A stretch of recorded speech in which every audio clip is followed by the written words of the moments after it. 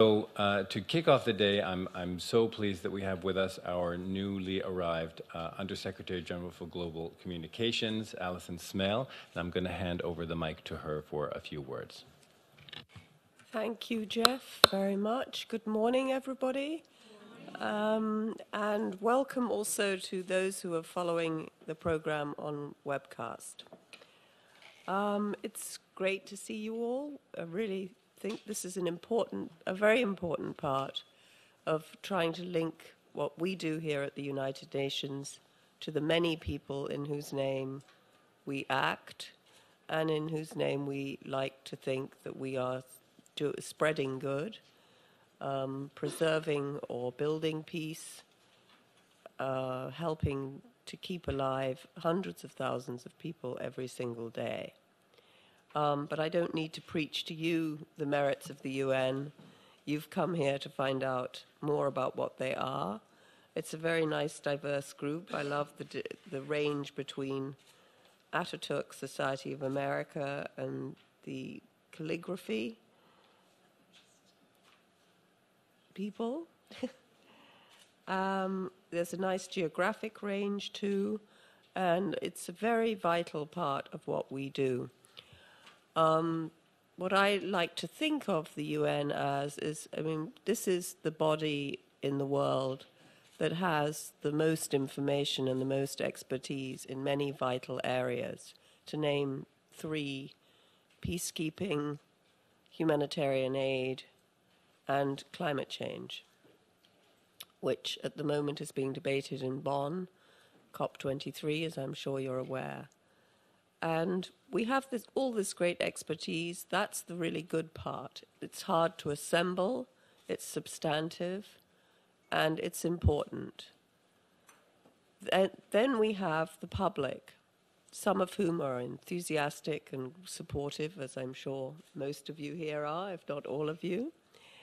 Also critical, are ready to call us out and increasingly vocal about doing so if we make a false step. And then we have people who are ignorant, who just simply don't know what the UN does. And we have, I would say, actually not a very large number of people who walk around constantly hostile. So our job, it seems to me, in communications especially, is to link these two things, the expertise and how we use it every day, with the people who it is meant to serve or who feel as if the world is a safer and better place because the UN is doing what it's doing. And that's what I hope that you will discover today in a range of conversations.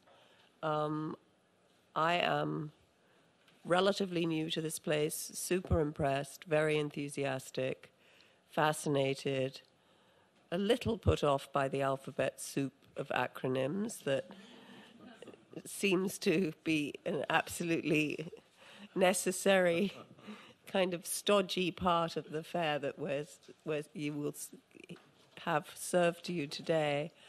But this is an organization full of good people. All we have to do is make sure that we don't mistake our good intentions for actually completed actions, because those are not always so perfect.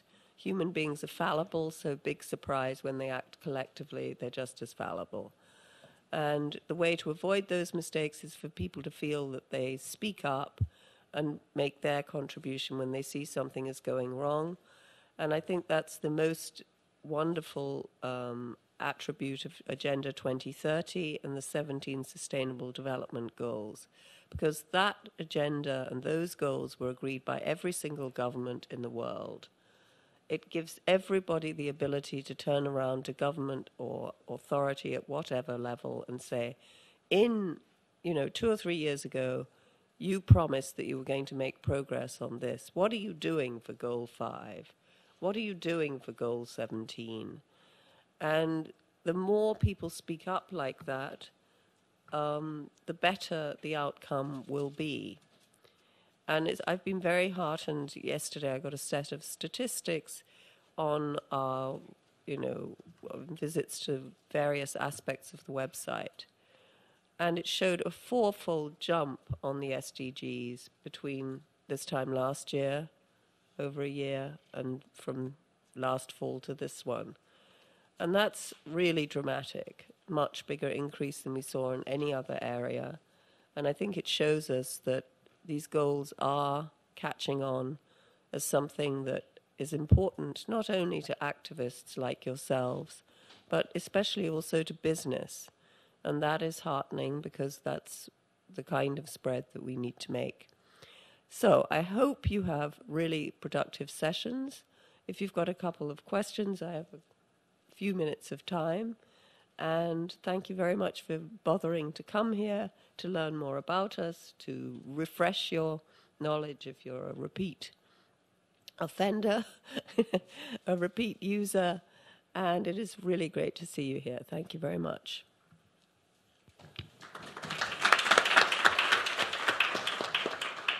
So we do have a minute or two now for questions. If anyone wanted to ask a question of the Undersecretary General, the floor is open.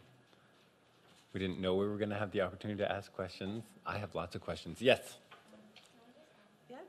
Yes, so just press the button just under the, there you go. Yeah, just let us know your name and the organization you represent. You can speak now, it's on. Hi, my name is Haisha Wang. I'm the youth rep of Fordham University.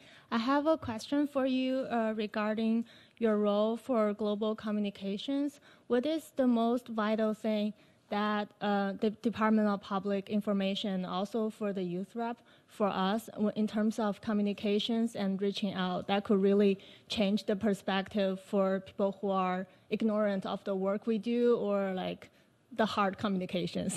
Thank you. Thank you. Well, it certainly cuts to the heart of the matter. I mean, obviously, young people are communicating in all sorts of forums that didn't exist even a year or two ago, let's say. So clearly, we have to be in those forums as well. That means, for us, an expansion of our social media activities and a constant awareness that that's where we need to be. Certainly more traditional forms of communication like an op-ed and the New York Times have their value, but in sheer numbers, maybe not. In terms of concentrated thought and absorption of the message, that's a different thing. And I'm very wary of doing things just according to click numbers. But I think if it comes from a group like yours, where you are consciously getting together as youth at a great institution of learning, you can enrich our conversation by taking part in what you see on our social media feeds, encouraging people to do that and to share their ideas so that we should respond back also. Communication is changed hugely. It's changing all the time. The first step is to recognize that. The second step is to act upon it. So that's what I sort of meant also by referring to Agenda 2030 and the 17 goals, because this gives us a really concrete, simple tool to say, this is what we should be discussing, both amongst ourselves and with governments and other actors. I hope that helps. Do we have another question before we let the Undersecretary General move on with the rest of her day? All right. So thank you so much for joining us this morning. Have an enjoyable time and profitable time, and keep coming to see us. Thank you.